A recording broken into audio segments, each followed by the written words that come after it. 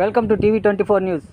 నెల్లూరు జిల్లా బుచ్చిరెడ్డిపాలెం మండలం సాల్మాన్పురం పెనుబల్లి మధ్యలో చేపల గుంటలకు కుళ్ళిపోయిన చికెన్ వ్యర్థాలతో వెళ్తున్న ఏచర్ వాహనం బురదలో కూరుకుపోయి ఇరుక్కుపోవడంతో బుచ్చి ఎస్ఐ ఇన్ఛార్జి FDO సంఘటనా స్థలానికి చేరుకొని పరిశీలించారు.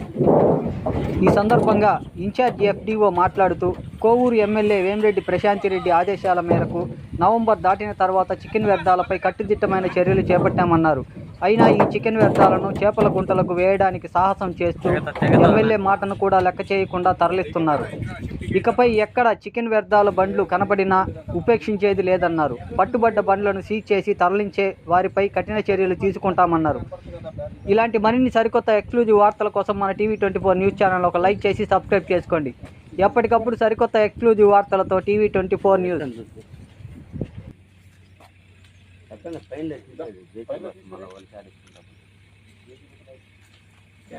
సార్ వేసుకోమంటారా సార్ డోరు?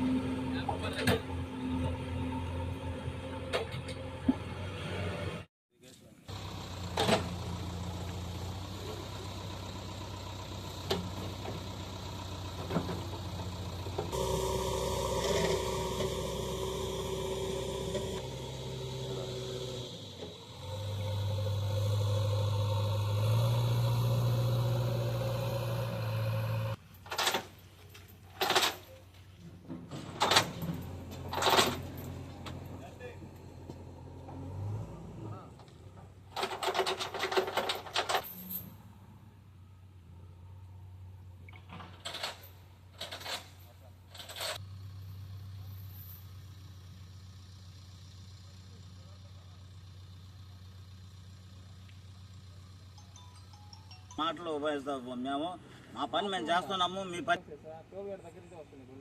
ఇది ఇక్కడ టోల్ గేట్ ఇక్కడ ఉండేది. ఎన్ని టోల్ గేట్లు ఉంది? అది రావాలంటే అంత అవసరం ఏముంది?